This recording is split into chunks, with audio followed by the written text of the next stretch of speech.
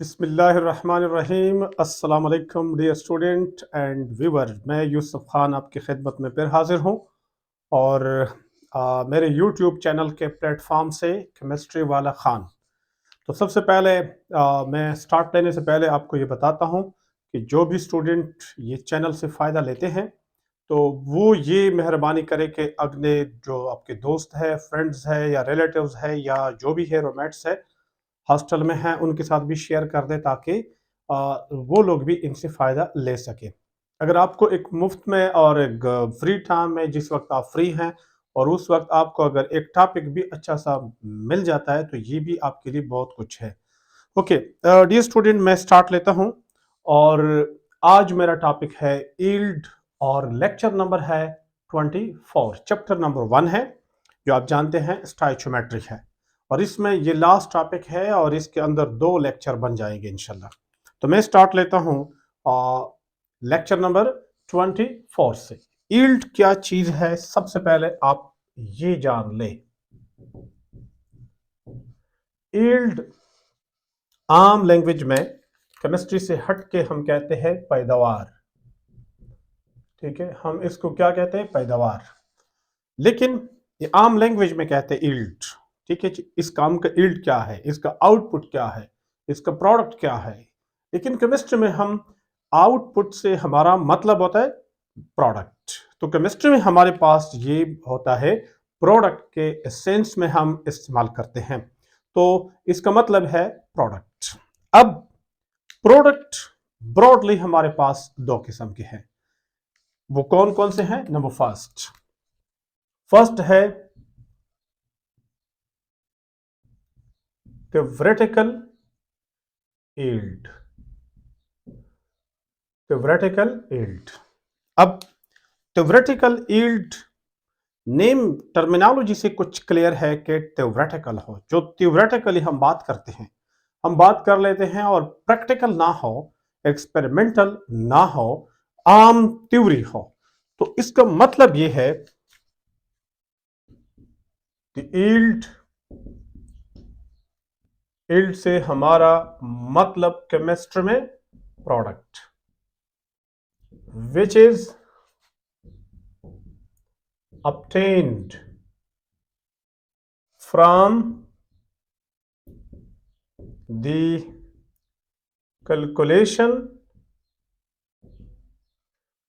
calculation of या from the balanced chemical equation। Such type of yield is called theoretical yield। वो yield बहुत ही आसान है।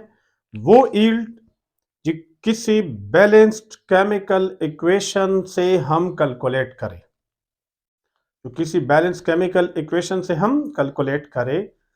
अब फॉर एग्जांपल अगर मैं एक एग्जांपल ले लूं तो आपको समझने में आसानी होगी। कैल्शियम कार्बोनेट क्या बनता है? Calcium oxide and carbon dioxide.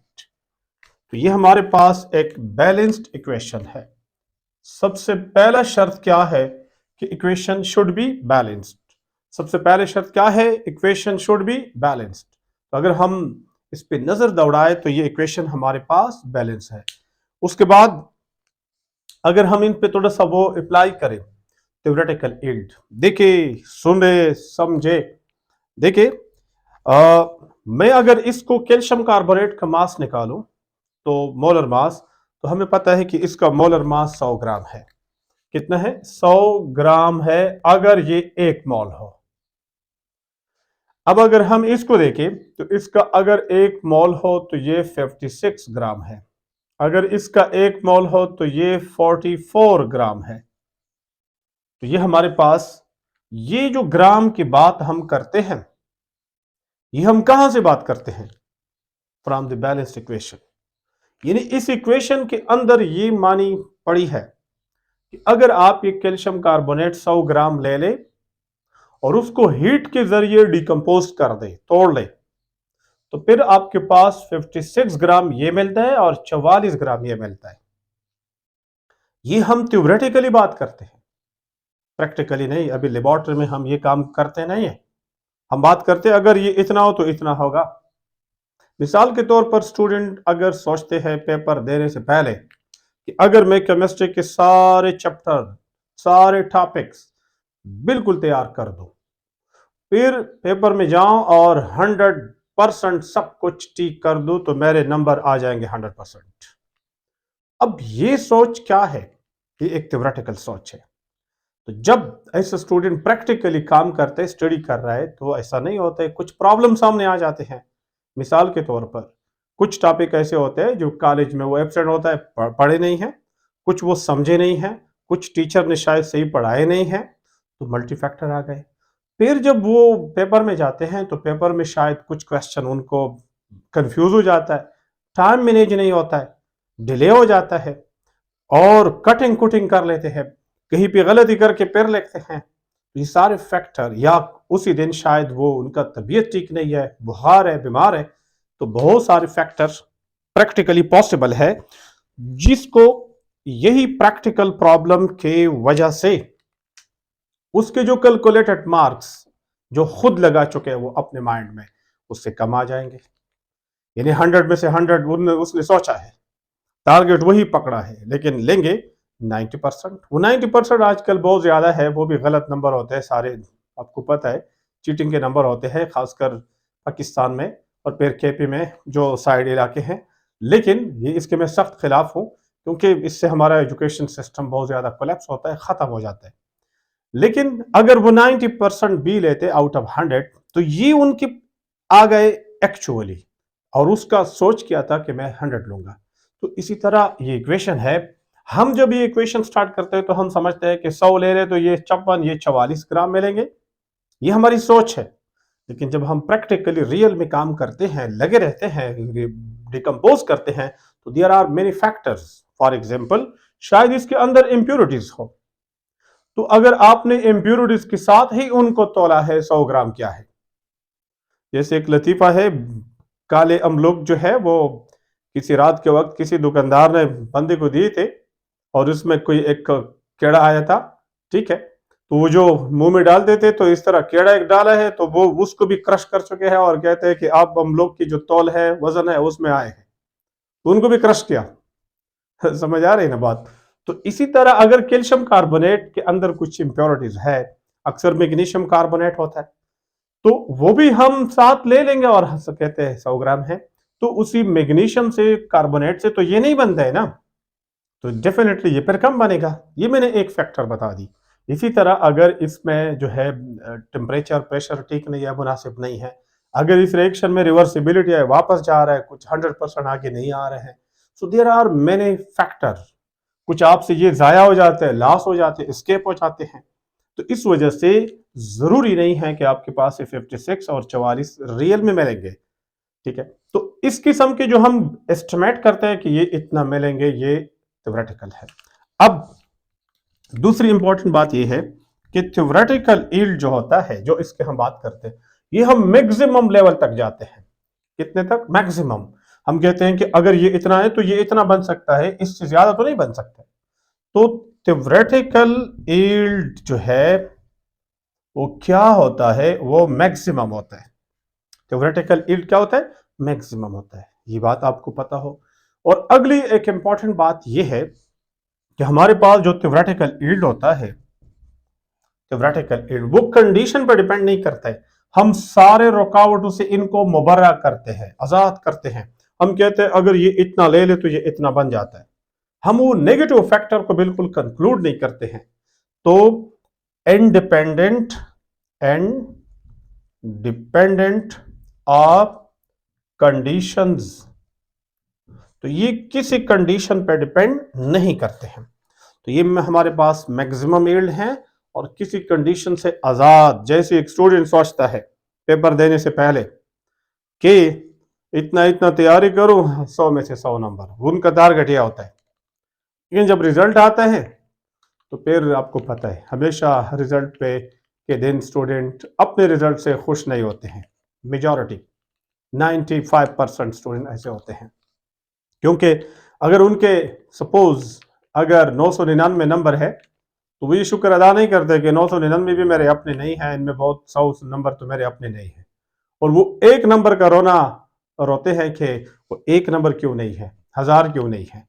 तो इस तरह कोई भी अपने रिजल्ट से खुश नहीं होता है, बहुत कम स्टूडेंट होते हैं। एनी हाउ, ये जो है इंडिपेंडेंट ऑफ कंडीशन है, हम इनको कंडीशन से मुबर्रा करके इनको कहता है इतना लिया इतना इतना भरेंगे, तो ये कंडीशन से आजाद होता है। दूसरा जो यील्ड है डियर स्टूडेंट, वो हमारे पास है एक्चुअल यील्ड, और इसको कहते हैं प्रैक्टिकल यील्ड, और इसको कहते हैं एक्सपेरिमेंटल यील्ड। तो ये सारे नेम इसको ले सकते हैं। जैसे आपको नाम से पता चलता है, बहुत आसान है, द यील्ड यानी product obtained from experimental work is called actual yield। अब जो एक्सपेरिमेंट से हमें आ जाता है, रियल में आ जाता है, सारे नेगेटिव फैक्टर हो और फिर वो नेगेटिव फैक्टर की वजह से प्रोडक्ट कम हो जाए, तो उसके बाद जो प्रोडक्ट मिल जाता है उसको हम क्या कहते हैं, एक्चुअल यील्ड। यही यील्ड सबसे पहली बात, it depend upon condition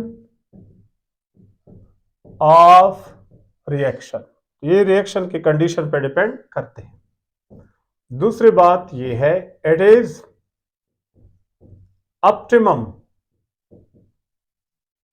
product.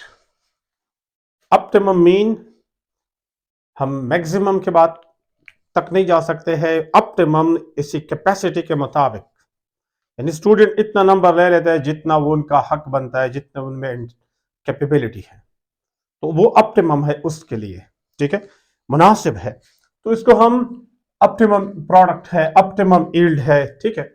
अच्छा, उसके बाद एक और चीज है जिसको हम कहते हैं परसेंटेज यील्ड।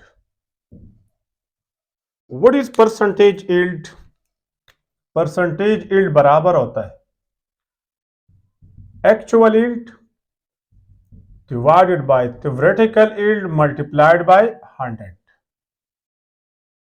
इधर देखिए, अब ये जो परसेंटेज यील्ड है ये बिल्कुल एग्जैक्टली ऐसा है डियर स्टूडेंट, जैसे आप अपने मार्क्स का परसेंटेज निकालते हैं। आप अपने मार्क्स का परसेंटेज कैसे निकालते हैं? अब 10 marks divided by total marks multiplied by 100।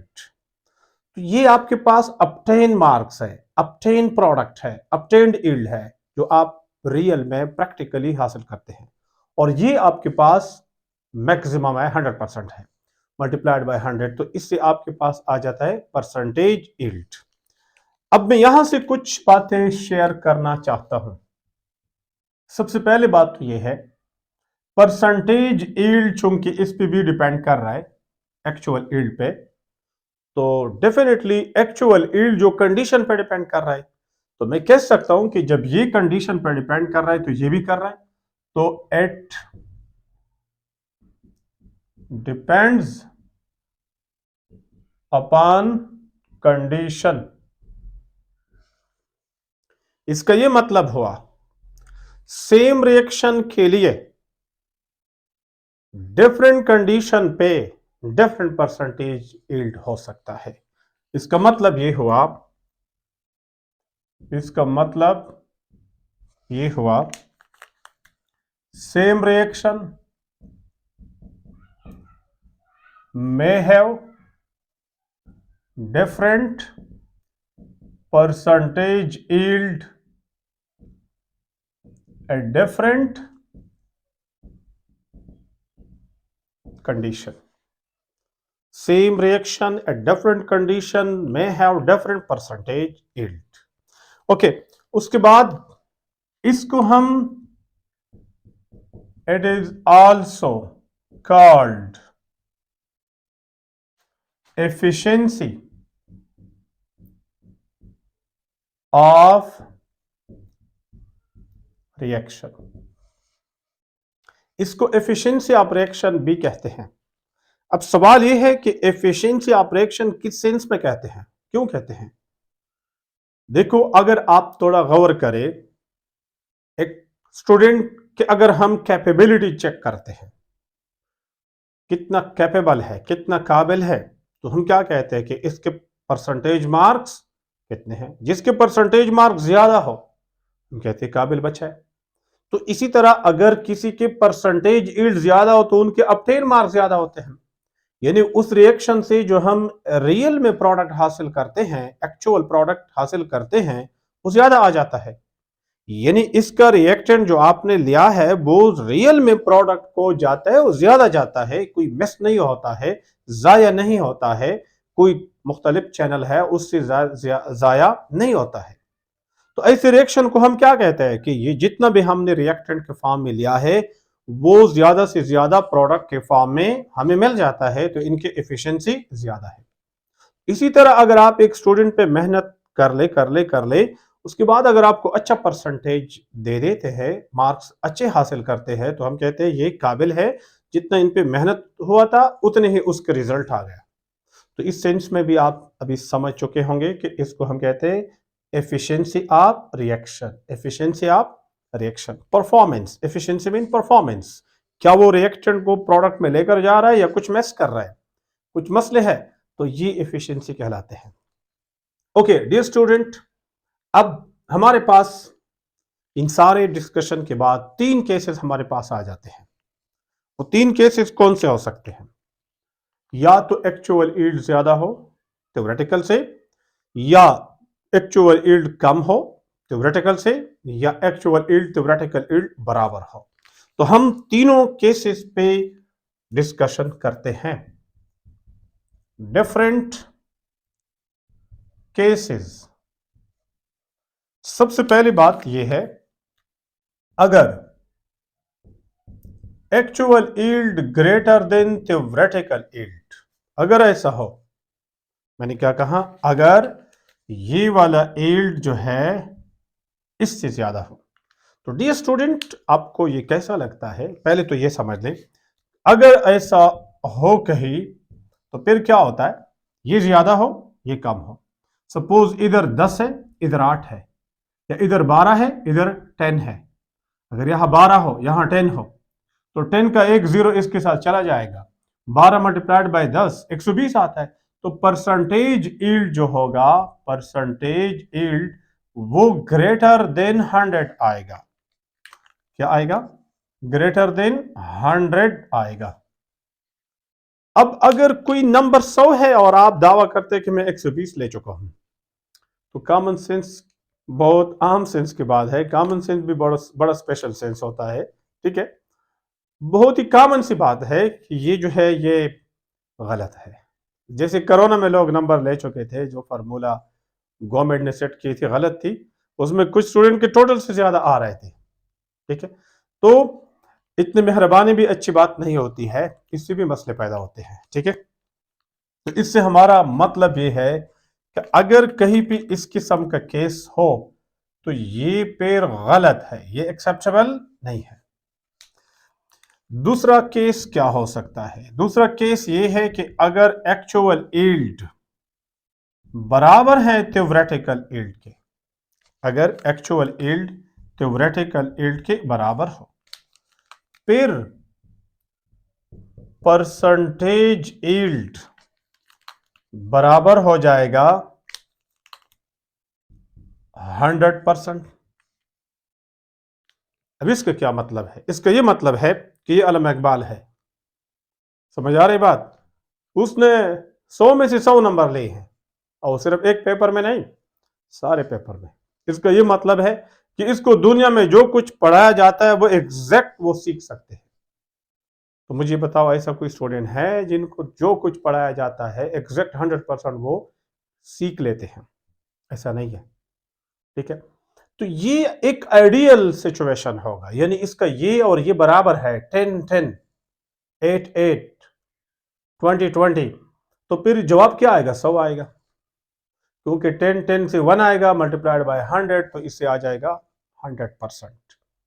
100% कौन से केस है जब कोई चीज प्रोडक्ट रिएक्शन लिया है पूरा के पूरा प्रोडक्ट में जाता है, हमेशा के लिए जाता है। ये आइडियल थिंकिंग है। ये भी ऐसा नहीं है।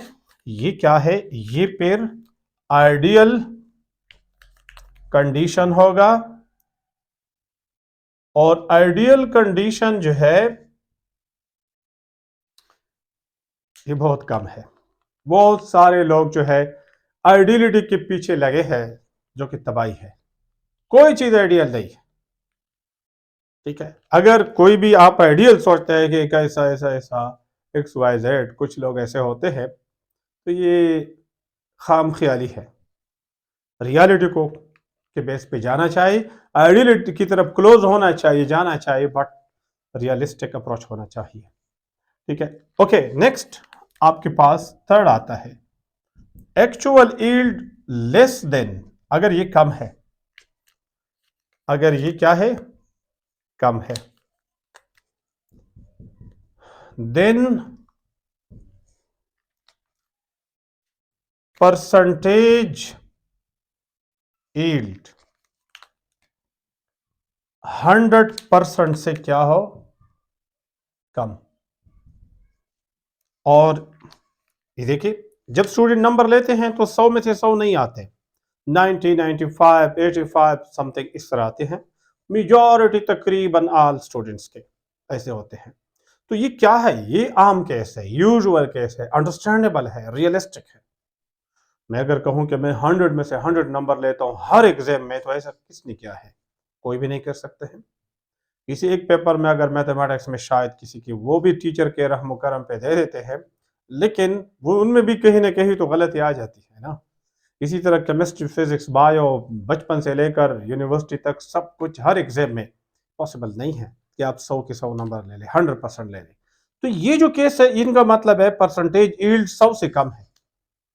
तो ये यूजुअल केस है। ये क्या है? यूजुअल केस है। ये रियलिस्टिक सोच है, ये अंडरस्टैंडेबल है, ये पॉसिबल है, ये रियलिटी है। ओके डियर स्टूडेंट, मैंने ये केसेस बता दिया आपको। अगले लेक्चर में मैं आपको इन पे लेक्चर दूंगा। एक छोटा सा और अच्छा सा कंसेप्चुअल लेक्चर होगा। उस पर मैं ये बात करूंगा कि ये वाला जो केस है, ये केस तो अंडरस्टैंडेबल है, रियलिटी तो यही है। ये दो तो रियलिटी नहीं है। ये जो दो है, ये आमतौर पे नहीं हो सकते। तो ये जो आम केसेस है, मैं अगर क्वेश्चन करूंगा why actual yield is usually less than theoretical yield, तो ये क्वेश्चन बन गया। कौन सी वजूहात है, रीजंस है जो इसको एक्चुअल यील्ड को कम करते हैं? So we will have to answer the question in the next lecture. There are 6-7 points. I will detail each and every one इंशाल्लाह। लेकिन गाइड वगैरह में सिर्फ वो पॉइंट अक्सर लेके होते हैं, स्टूडेंट को पता नहीं चलता है कि इसके पीछे मकसद क्या है। ठीक है, हम कोशिश करेंगे।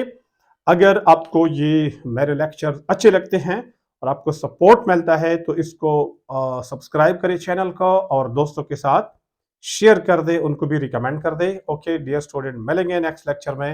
अल्लाह हाफिज।